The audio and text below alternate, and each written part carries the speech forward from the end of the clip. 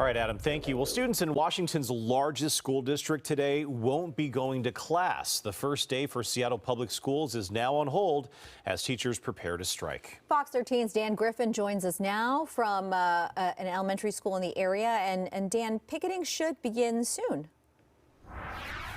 Yeah, that's right. So we're going to start seeing that about 7:30 or so this morning. The Seattle Education Association says about 6,000 people, or about 95% of those educators, voted in favor of authorizing a strike if an agreement hadn't been reached by this morning. The school district then canceled classes for today. As we were saying, those teachers plan to strike from about 7:30 this morning until about 3:30 this afternoon at Seattle Public Schools buildings until members ratify a tentative agreement. The Education Association says teachers have been demanding student support, reasonable workloads, and respectful pay. It appears so far an agreement has not been reached. So getting to this point has been a bumpy ride. The Seattle Education Association turned down a request from Seattle Public Schools for legal mediation, and the union rejected a memorandum of understanding from the district to allow the school to start today while that bargaining continues. The district says it remains committed to negotiating on a new contract, and it agreed on Monday to meet with a mediator.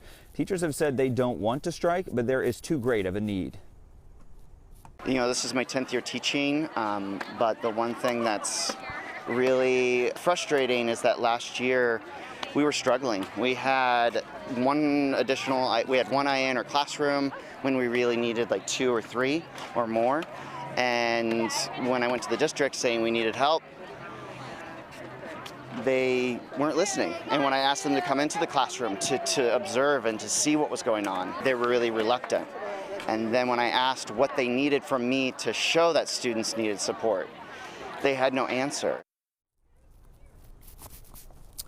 Now, Seattle Public Schools says that meals or free sack lunches will be provided at several school sites from 10 this morning to 1 this afternoon. They're also working with child care providers and the community to help families as this goes on. Earlier this week, by the way, we saw teachers planning for this very situation. They were making strike signs on Labor Day, and we were told that those bargaining teams continue to go back and forth. Meanwhile, there are kids waiting at home and families waiting and wondering when they're going to be able to return back to the classroom. For now, reporting live here at Stanislaus Elementary, Dan Griffin, Fox 13 News.